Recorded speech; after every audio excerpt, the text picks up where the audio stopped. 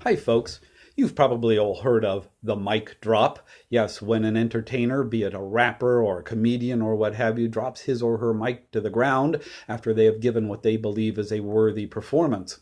But what you probably don't know is who is credited with recording the first mic drop.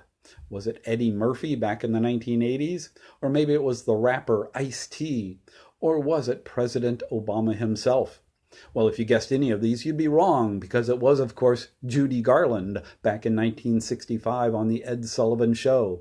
Now, the video is inconclusive. We can't tell if she's really dropping the mic or handing it to somebody behind the curtain. But either way, Judy is credited with having the first mic drop on camera. Of course, though, notice I said on camera, because there was one that was more important some 2,000 years ago today, when Jesus ascended into heaven and sat at the right hand of God the Father Almighty with all of his subjects around him, and he was waiting for his enemies to become his footstool. Yes, at that time, Jesus reached out and dropped his mic to the floor, or to the cloud, as the case may have been. As much as this sounds like a great ending, though, it was actually more of a great beginning, because this is the point at which the reign of Jesus began over God's enemies. Yes, in 1 Peter chapter 3, we are told, now that he has gone into heaven, he is at God's right hand with the angels, authorities, and powers all subject to him. Truly, his reign had begun. And in addition to this new beginning, the church was also empowered on this day to accomplish its mission here on earth. In Ephesians chapter 1, Paul tells us that God the Father has put everything under his feet and appointed him as head over everything for the church, which is his body.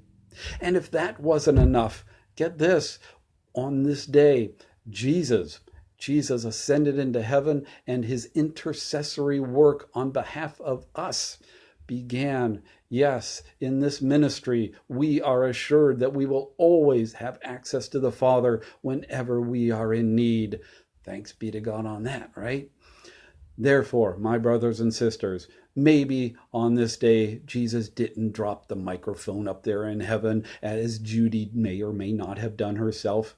But by his ascension into heaven, he closed the book on his earthly life and opened up a new chapter in his mission, and in our mission as well. So maybe, again, he didn't drop the mic. Maybe he just handed it off to us. Yes, as Judy may or may not have done herself. And maybe it's our turn to put on a good show.